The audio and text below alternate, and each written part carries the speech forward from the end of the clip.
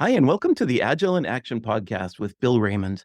Today, I'm joined by Jack Skeels, founder of AgencyAgile and author of Unmanaged, Master the Magic of Creating Empowered and Happy Organizations. Hi, Jack. How are you today? Doing well, Bill. Nice to be able to join you here. Thanks for having me. Yeah, thank you for being on the podcast. I'm excited about this conversation. We're going to talk about becoming a great manager. Before we get started, could you share a little bit about yourself with our audience? Oh, sure. Let's see, I'll rewind a little bit. I know you and I have some common history in this way.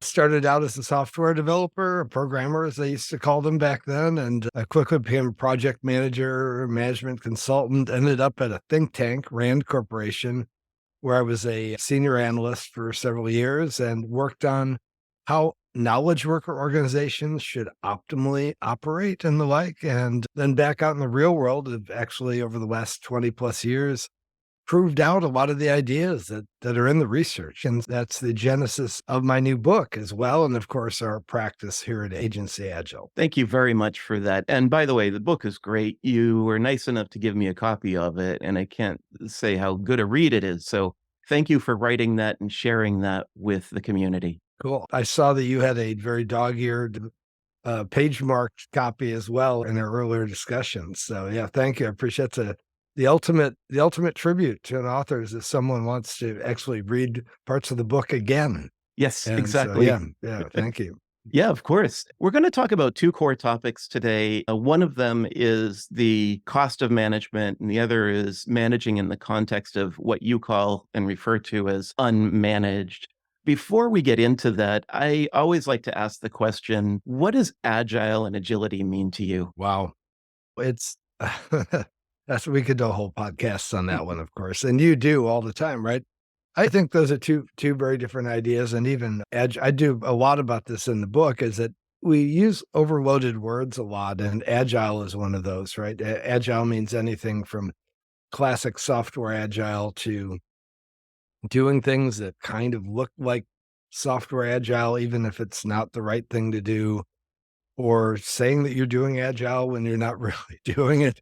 There's a whole gamut. And I think, the sad thing is that the idea that probably one of the best things for most businesses out of agile was the idea of maybe we could be more flexible. I think it's been widely abused by management consultants and has had all kinds of challenges and black eyes and all that kind of thing. I think at the heart of it is it taught us a couple things, and I dive into this slightly in the book, but I wanted to make sure it wasn't a book about agile. I think one of the things that it taught us is that really we are not letting people get work done as well as they could, right? That we're underutilizing our teams, and the profound impact that software agile had in large scale software development projects really came from the same thing that the book is about, which is deleveraging or unmanaging the management in the organization and letting people just get work done and take ownership of the work and the like.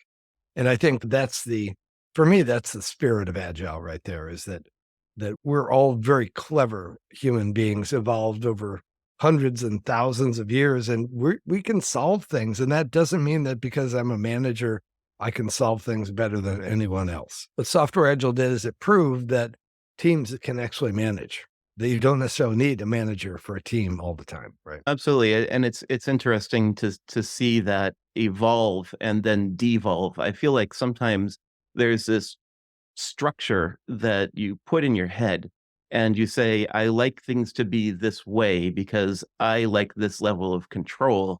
And sometimes that level of control can slow things down. And that probably leads us right into topic number one, which is the cost of management. Can you talk about what you mean by that? Yeah, I think you were in fact getting right on the point, which is the management is actually far more costly than most people know. And I go into a thing which I won't necessarily really go deeply into now, but for certain types of organizations, which are known as project-driven organizations, which you probably, in hearing that term, your listeners will be like, yeah, we mostly do projects. Project-driven organizations actually tend to end up getting overmanaged for a wide range of reasons. but actually all organizations suffer from the cost of management as they grow. And this is widely known in the research literature.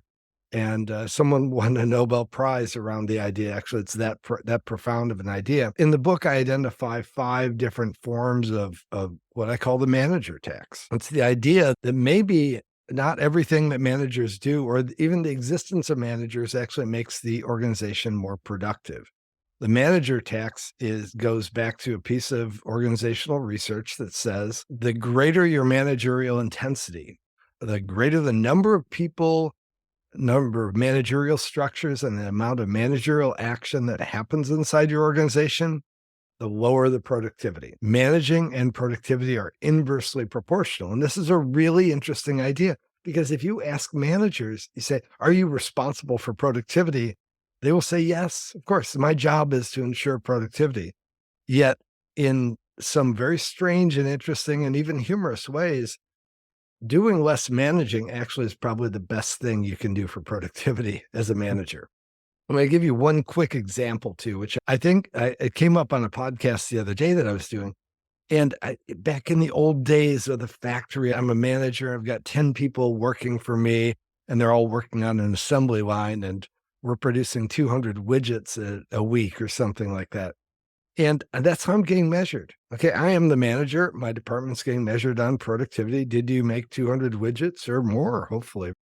And so I decided to go be a manager today. I'm going to call a meeting, and I pull everyone off the assembly line for a 2-hour meeting. I'm going to talk about managerial things and ask how everyone's doing and all that kind of thing. So we only get 38 hours of productivity, and then we come in at 188 widgets that week. And my boss calls me and goes, what the hell is going on? Your team only produced 188. What's the mistake? I was doing some managing. I wanted to call a meeting. He's like, don't call meetings. Let people produce widgets. So this very sharp contrast between, is my job as a manager to manage, or is it my job as a manager to actually ensure productivity, which may not require much managing, right? It's probably worth mentioning right now, we talked about agility and we talked about project-driven organizations, and now we're talking about managers and unmanaged. I think it's really important to state right now that we are not trying to say that Agile in some of its forms or project management in some of its forms aren't bad, right? We're not trying to say one way or the other, and we're not saying that we shouldn't have managers. I think that's probably worth mentioning up front, because the next topic of our conversation is what you mean by unmanaged. Yeah, and so I'm gonna follow your lead with the other part of it real quickly. Do you need managers? Yes, of course you need managers. There are key managerial functions and the like. One of the things I go into in the book a lot is that complex, chaotic, project-driven organizations tend to bring in other people into managerial roles. And I'll just explain real quickly, but I think it's the thing that causes the need for unmanagement, which is this, that in those complex environments, I start bringing in people like project managers. Now, project manager is actually, managers are sort of overusing that word, because when we say manager in an organizational context, we mean someone who is in charge of a department, presumably of workers, people who are getting work done. But a project manager isn't in charge of people, or shouldn't be anyways, right? Okay. They're actually a administrator of the project, right? That they're keeping track of things and all that kind of thing. With that administrative function is very useful. But what happens is we see a proliferation. These organizations have project managers, whole departments of them. They have client managers or quasi product owners or requirements managers. And all these people have manager in their title. And the idea that you've got manager in your title all of a sudden starts saying that you should start behaving like a manager, and you have the authority of a manager. And the research actually calls them quasi managers, right? They're really not, because the real manager is the department manager. That's the classical definition. And the challenge is that all these other people think that they have the authority, imperative to, like you indicated, Bill, to assert control, to assert their opinion, to tell people how and what to do and all that kind of thing. And so we end up with this environment where we have a lot of managers effectively per team member, per worker and the like. And so we end up with an overmanaged environment, not out of ill intentions, because every one of the, by the way, I don't think I've ever met a manager who I thought, you're just pure evil. Right? You're just trying to make things bad. Every manager is trying to do a good job. And most managers love the idea that they could be helpful. The problem is, in a way, it's sort of a too many cooks in the kitchen thing. Too much help in getting the job done is not helping to get the job done. That's the key idea behind unmanaged. And I open with a vignette like that, where we talk about a huge project that I happened to take over when it was just about full disaster mode. And literally the way we saved the project was to relieve the project of overmanaging. That's the idea of unmanaged. I'd like to dig into that a little bit deeper. But before we do that, could you share with me what you believe the role of a manager should be? It depends on which type of manager we're talking about, right? Mm. We actually have a model I have in the book called the 4 key managerial moments. It's why, understanding the why of the work, the what of the work, the go, doing it, and the grow function. The department manager is primarily responsible for the grow function. In other words, how do I develop the people in my organization, empower them, include them, challenge them, support them, all those things. That's my job, is that sort of developmental manager or department manager. And in today's modern organizations, for the listeners you have in this podcast, especially, the other managers have other roles inside the organization.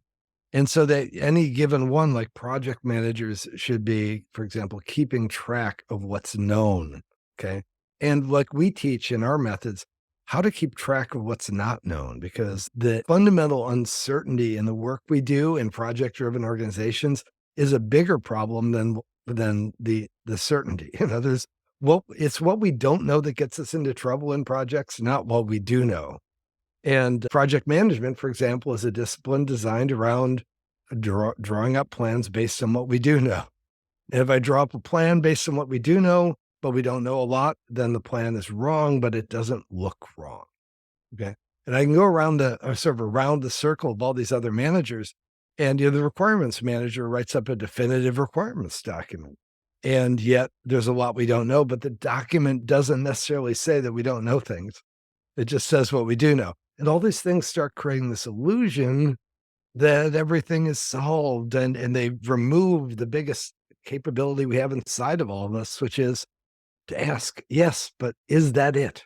Is that everything we need to know? What if, or what, how could this be wrong? All those wonderful questions all go away in this sort of chaos of overmanagement. Yeah, I can understand that. I've certainly seen that before. I've had my fair share of managers that had so many meetings and had so many reports that they needed that it felt like I was never actually getting the work done.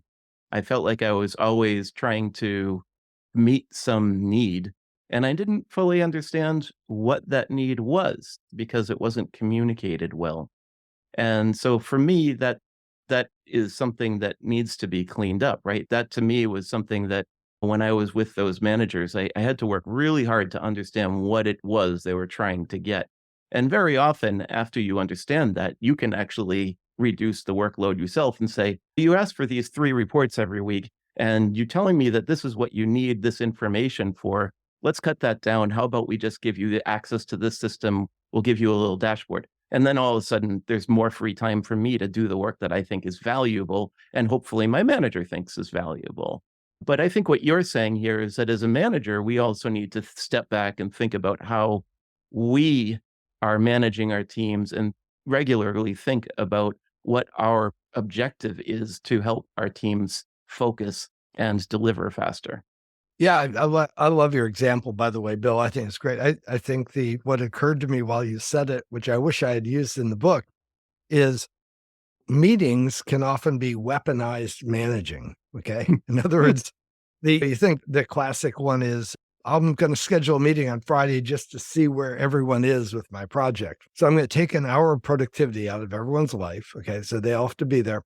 Also, I'm setting up this sort of like test where if you show up to my meeting on Friday and you didn't do anything on my work, right? So now I'm actually forcing priority. And what we see is this sort of weaponization of meetings starts leading to meeting wars, right? Where it's like, well, I would have done that for you, Bill, but I was in Gina's meeting all yesterday morning, right? And Gina, of course, is trying to get me to do something else for her. And it's this meetings are not a problem, they're a symptom. Okay. And I love your example, by the way, which is if we go after the symptom, what is the real thing that's causing this need for a meeting?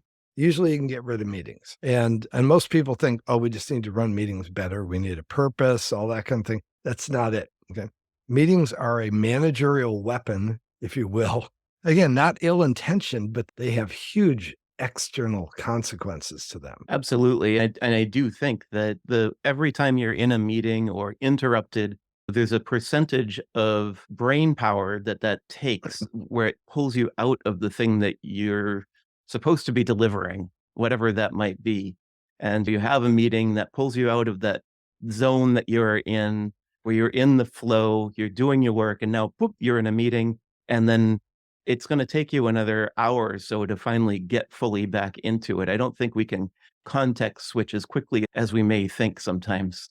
Yeah, you are so correct on that. And I actually have a whole section of the book. There's 6 main sections in the book, but a whole section on the book on essentially this idea of productive flow. And you're right. There's a little challenge, which is we perceive our ability to think in a different way than our actual ability to think. And so essentially, because part of our brain can multitask on trivial things really well, we actually think the deep thinking part of our brain can do that as well, and it can't. You're right. There's a stop start cost, there's an interruption cost. And again, these are some of those things that if you think about it, if I'm a manager and I feel like I need to talk to you, Bill, about something right away, I think, because the part of the problem is it's not necessarily right away that I need to talk to you. It's just I don't want to sit with this waiting for maybe a time when I can talk to you. So I'm going to go over right now and interrupt you in the middle of your work. And I do so without realizing the consequence because I start with a phrase you've heard before. Hey, Bill, you got a minute? And it's not a minute. Okay. Even if you and I somehow magically completed our conversation in 1 minute, you're absolutely right about the side effect, which is it would take you 10, 15, 20, 30, even longer, but 10 to 30 minutes to actually get back into what you were doing. And so I could literally, if I walked around, I've done this before, I didn't know, walk around the office to people about random topics. I'm a one person productivity wrecking ball at that moment. I'm literally just going, I'm well intentioned. I'm like, hey, I just wanted to let you know I saw Kathy, our client. She loved the work you did the other day. See you later. Boom, 20 minutes of productivity killed. And again, this is the idea behind unmanaging. And back to your original point, it isn't that managers are bad. I truly believe almost every manager I've ever met is really trying to do the best they can, but they're doing so with a very limited knowledge set of really what it takes to be a great manager and what it takes to be not a demonstrably great manager, proving that you're managing by scheduling meetings and making people produce reports, but actually by generating productivity, enabling productivity inside your teams and workers and makers. And that's really the point, isn't it? It's enabling this productivity. And we have a lot of leaders and managers that listen to this podcast, and they might be thinking, all right, tell me some of the things that I should be looking out for in myself that might be pointing to the fact that I might be hurting productivity. One of the things that I think probably one of the first things that I bookmarked in your book was this really easy to read image that you created. And it was the siren songs of overmanaged projects. And I'm wondering, can you give a overview as to what some of those, if you will, leading indicators might look like that might say, oh, I'm slowing down productivity? Yes, absolutely. So I think that a lot of it has to do with, again, the sheer optimism and energy and passion that some of these managers put into their craft. I think I mentioned earlier the project manager, for example, we only understand the project to 60 or 70% because that's what a project is like. We got to figure out some stuff as we go, but we tell the project manager, we need a project plan right now. And that project manager is getting managed by managers who basically say, if you can't create a project plan, then you're not much of a project manager. And so the project manager creates the plan, well-intentioned, but it's missing all the things that are missing. But everyone goes, wow, we've got a plan now. That's the plan. And it's not, but it looks like it's the plan, right? And that's one of the sirens, just follow the plan. Okay. but the plan can't be correct because we don't know everything yet. And then you've got the client or account manager who's saying, hey, everyone loves this project. It can't be that hard. Everything, there's an optimism that goes into selling and making the project deal and all that kind of thing. We also see the department managers systematically overestimate how productive people can be, both from that interrupted productivity, but also just sheer personal capability, right? One of my favorite ones in this is, yeah, Friday is doable. And that was the one that always sets me up. I hear Friday is doable or makeable. What that means is, can Jonathan get done by Friday? Yeah, Friday's doable. That means Friday is doable if in fact we know every single thing we need to know about what Jonathan's trying to do, and Jonathan knows that too, which probably isn't true. It's true if nothing else interrupts Jonathan for the rest of the week, which probably will never happen. And it's probably actually not that it's doable doesn't mean, yes, it's absolutely definitively will get done. It means it's at least a 30% chance it could get done, right? So me saying Friday is doable is really saying, if everything goes right, then maybe we'll see it on Friday. But that's that optimistic information. And think of being Jonathan in that situation. Think of being put in the spot by your department manager saying, yeah, Jonathan should be able to get that done by Friday, right? And being oblivious in a way, and it's lovingly optimistic, right? Towards what their people can do. And by the way, they even overestimate their own ability to produce stuff. So it's not even an evil thing that they're doing only to others. But these are these sorts of stories that we tell. And it's almost when you watch the patterns, and I do a lot of vignettes in the book so people can hear it. And I know you probably recognize, you've seen those in projects before, where all these four managerial roles conspire to say, hey, we've got this covered. How bad could it be? Should be doable. Just follow the plan, just read the requirements. And projects yet struggle terribly in the real world. Yeah, and I think you and I have both seen this maybe even more than normal because we're both consultants, right? So if you're working on a project in your organization, you probably have that one project and maybe another tertiary one. You do that for 6 or 8 months and then you do another one. As consultants, we're regularly kicking off new projects and we're watching all of these scopes of work, if you will, go out to customers. And I absolutely was that person, the optimistic one. I consider myself to be a very optimistic person.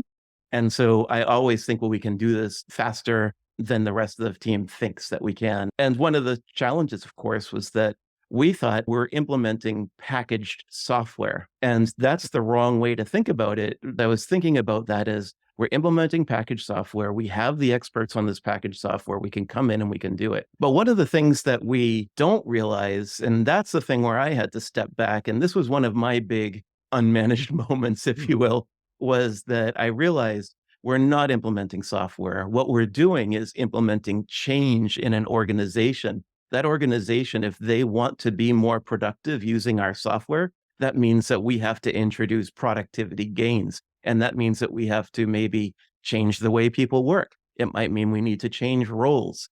It might mean that the culture needs to change. And so there's all these other elements behind that. And it ends up being a much larger and complex thing.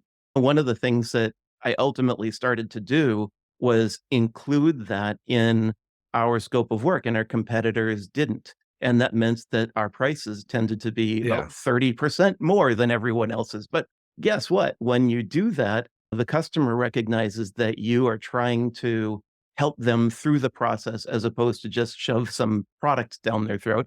And it ends up being more productive working together. And the team becomes more productive because they have that extra focus that they didn't have before to help make sure that this was a successful implementation and organizational change. Yeah. Look, brilliantly put, Bill. I think that I go into it a little bit in the book. You really need to have a change model in mind if you're really looking at significant project work of any sort, which is, what does it mean? Where are people now with what they do and where are they going to end up? And I would say half the challenge of implementing something well doesn't have to do with actually the software platform component of it. It's actually this is a very human thing. So I think you're spot on there. I think one of the other things is that, and you got at it as well, is that sort of optimism, again, that we bring into these situations. And part of that optimism actually goes back to this idea that somehow a project-driven organization can be a process and product-driven organization. And you said it clearly, and you said, "We're just implementing software packages," right? No, you're not. And you are doing a change project, but you're also customizing the software package to fit the situation. And there's all kinds of things to learn about how they're going to use it and that kind of stuff. So the illusion that we can create something repetitive, mildly at the surface, repetitive as a process is not the same as a repetitive process. Okay. And I think it's one of those cognitive gaps that we have. We don't realize how much uniqueness there is in the things we do, how much we don't understand about what we're doing. And it's our hubris, partly it's our optimism, our love for what we're doing. And I also think there's just some cognitive things that will hopefully get fixed over the next 20,000 years of human evolution, where we assess risk better. We assess what we don't know rather than just what we do know and that kind of thing. I think those are some of the challenges in there for managers. And I think the great manager asks questions, doesn't make statements. The great manager says things like, "Are we sure that we really know everything?" Because the minute I ask that question, then I get everyone else thinking about what we might be missing. And in fact, if I put it in an exercise where we're doing some work together and make people, all right, everyone just brainstorm things we might be forgetting, right? That kind of thing. That's managing, because that's actually, I'm dealing with part of the problem that teams need to overcome rather than just monitoring and controlling teams. Yeah, and I think that's an important lesson that I've learned over the years is to ask more questions. Although I will say one of the great things about having a podcast is the whole point of this is that you're expecting me to ask you questions so that you can and share your insight. So that's one of the things I love about this. But sometimes when you're with a team and you start asking lots of questions, it's real easy to get into fix it mode. And I have a tendency to ask a lot of questions, and then people start wondering, why is he asking all these questions? What's the deal behind that? And I sometimes have to say right up front, I'm probably going to ask you a lot of questions. Please don't worry about trying to defend any decisions that you made. I'm not here asking these questions to try and dig into why something went wrong. What I'm trying to do is get to the root cause.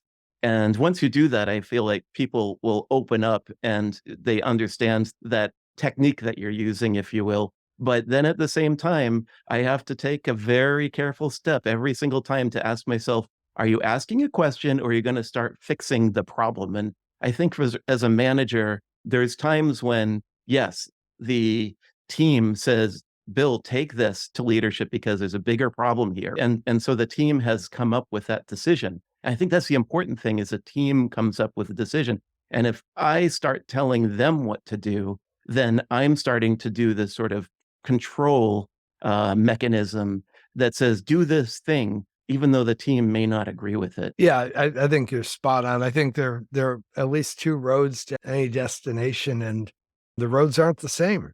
In your example that you just gave there is the act of directing people. And there's cool research on this about empowerment and productivity and engagement and quality and all that kind of thing. The act of me telling someone what to do and how to do it and when to do it doesn't actually move the needle on any of those things. People, if anything, get slightly less productive and less engaged. If I, however, turn it around the other way and say, I think something needs to be solved here. Here's what I see needs to be solved. How do you think you should do it? And let them do it. That starts opening the door for growth. Okay. Framing look, as a manager, as a leader, you have tremendous skills of insight because you've seen so much. And you probably ask amazing questions because that's how you got to where you are. And your finding the answers was part of your ascension to your managerial role. And you nailed it, Bill, because one of the big things you need to do is you need to give up on being the person who has the answers. Or even if you have the answer, you got to get them to have the answer, right? And the best way to do that is with questions. Absolutely right. I, by the way, recommend a guy named Edgar Schein. Edgar Schein's book, Humble Inquiry, is a great starting point if you want to learn about better questions. And also Marilee Adams and Change Your Questions, Change Your Life. It's pretty far reaching, but both great books on asking questions. I cite them a couple times in my book as well. That's fantastic. And I will make sure that I include links to those in the podcast to make sure that anyone that's listening to this podcast, if you want to read those books, you can go ahead and find the links on the agileinaction.com website. We talked a lot about what it looks like to unmanage, and we shared some great stories about ways to free up the team so that they can be more productive and they can continue their flow. You have an interesting section in your book, and it's like I think you call it the Unmanager's Manifesto, with some really great just bullet points of things that you can take away very easily if you're thinking about becoming a better manager or rethinking how you currently manage. Well, one of the first ones that I was interested in hearing your thoughts about was you say, "We are fans of our humanity." Could you explain what you mean by that? Yeah, thanks. And that's by the way, that list, it's at the back of the book, and it's also, you can search, I think I called it the Humanistic Agile Manifesto on Medium. So if you search on that, my name.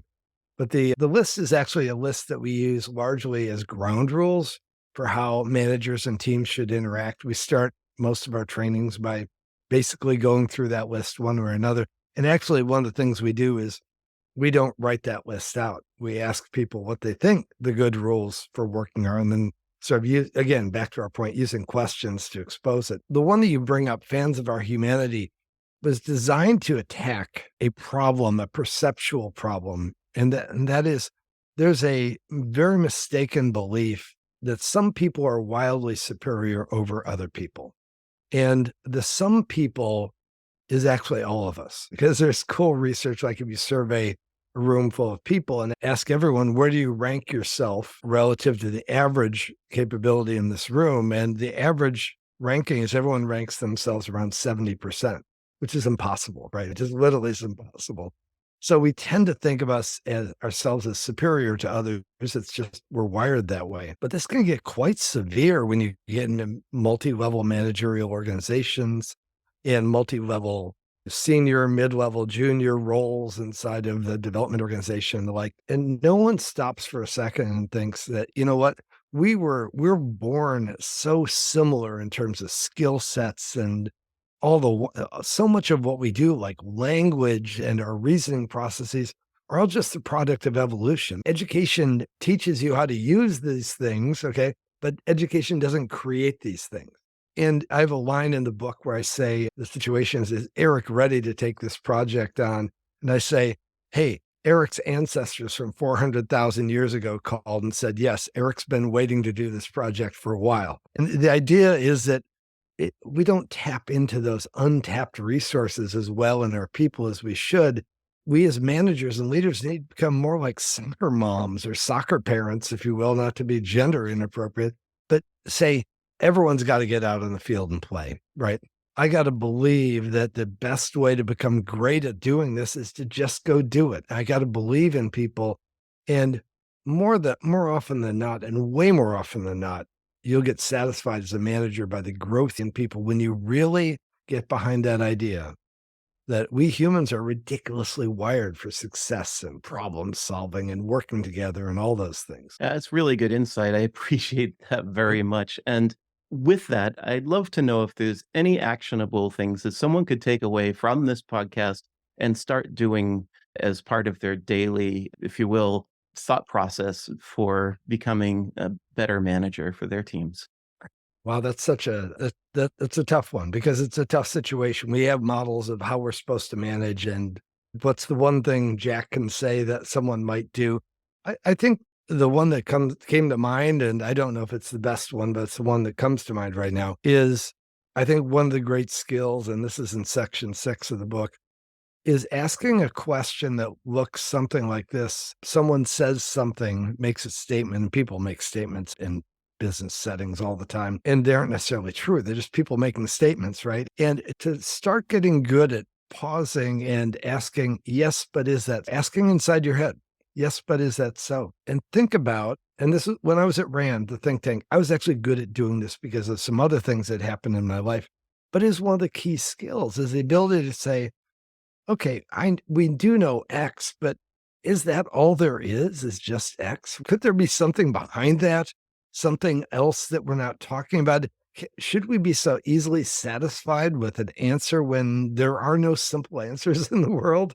And so I think a great thing as a manager is to just start questioning things. If you believe at all, or even have a hint of belief in what I've been talking about, or certainly what you read in the book, I think if you just stop and go, yeah, but was that meeting really something we should have done? Or do I really need to go interrupt Bill right now about this thing? Asking those questions is probably the single most important thing you can do. And to have an attitude of doubt around what is the right thing to do, right? Rather than just act. I think that's a really good one. I was thinking about this as you were talking not too long ago. I was working on a project with a client, and one of my roles coming in there was to start talking to people that are going to be impacted by the project. And so I'm asking them what they think about the team, what they think about the current process.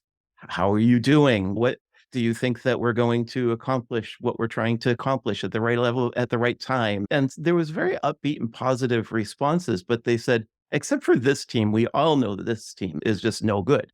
And those kinds of, I don't want to say that Yeah, they yeah. used those exact words, but the responses that I was getting from everyone was, but this is the bad part. This is the bad team over here. And I started digging into that, and I used your process, which is, well, is that so? I started asking more questions. Tell me why. And they were always delivering on time. The Mhm. deliverables weren't that bad. So what exactly are you saying? Then I saw the emails, and then I attended a few of the meetings. They had a poor lead that was doing the communication. That Mhm. person, and I don't even want to say that lead was the wrong person. They were the technical leader put in that role because they didn't put if you will, someone that knows how to communicate with the business. They're sending all this technical jargon that no one understood. And so the easy answer was, let's give someone that, if you will, can speak both of those language and put that person in that role. And then the communications improved and everything was great. It wasn't that was a bad team. It was just that the communications were pretty off between the expectations of what one person thought needed to be communicated and what a group of people thought they should have been communicated. Yeah, and it's such a great example of our ability quickly as a human, like what the crowd had done in that story, right? Which is taking something that isn't working and deciding that someone's to blame for it, right? Is that that someone is lesser than in some way, right? Yeah, the other thing you could have done is train that person, right? But either way is a very human solvable problem that really wasn't about someone not being adequate, but just that we didn't have it set up. Yeah, and in that case, that person hated the role and was very Oh, happy to I mean, yeah. because we asked, like, "How's it going?" And it turned out that, "Yeah, no, That's I just don't like hilarious. doing this." And I know that people don't like it. But you know what? This is the point, and I think this is why I really appreciated your book and the things that you share on this podcast was that could have destroyed the project. Oh, totally. Yeah. That it would just Yeah. kept blossoming and blossoming, and more people would have heard of it, and then it would turn into rumor that the whole project isn't going well, and then it just implodes on itself, and you don't want that. Yeah. I'm also there's another thing I remembered while you're telling that great story. I think that one of the questions that we really, when we get good at managing, we start asking is the sort of open-ended questions that are so powerful, but one of them would be, so what could go wrong here? Just simple things like that. Like, what are our risks? And when we've done projects like this before, where have we had problems? What is it that we need to do better and different? That whole idea that the open discussion, I love that you did it with the stakeholders.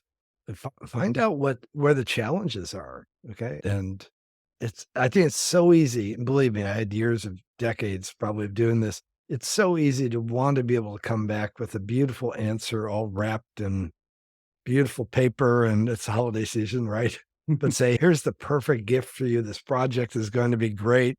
And there's everything about that idea probably leads to greater project failure than starting out and saying, "Okay, let's start fighting the fires right now," and you end up having a better project as a result, right? So that sort of that pessimism can be so powerful. And I love what you were describing in your story. Yeah, and I appreciate everything that you've shared, and once again, I think your book is a great book for Thanks, anyone man. in the management community.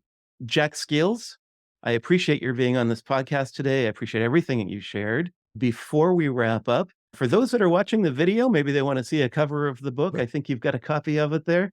Just There it for is, so you okay. don't confuse it with all the other unmanaged out there. Yeah, exactly. Exactly. For those that can't see it and they're on the podcast, it's a nice bright blue cover with bold yellow text that says unmanaged, and you can purchase it wherever you can purchase your books. But before we wrap up, Jack Skeels, how might people be able to reach you?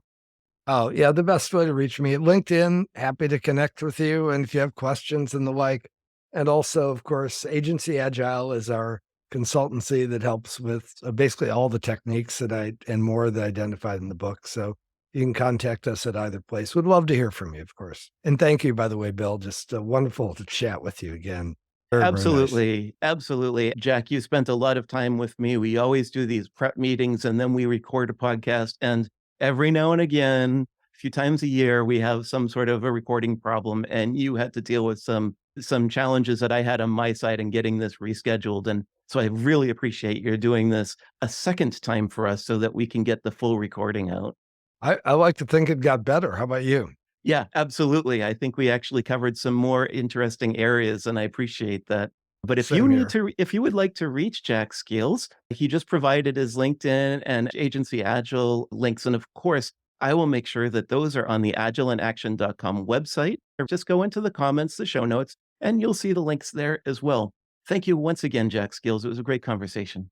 Thanks, Bill. Real pleasure. Thank you for listening to the Agile in Action podcast with Bill Raymond. Subscribe now to stay current on the latest trends in team organization and agile techniques.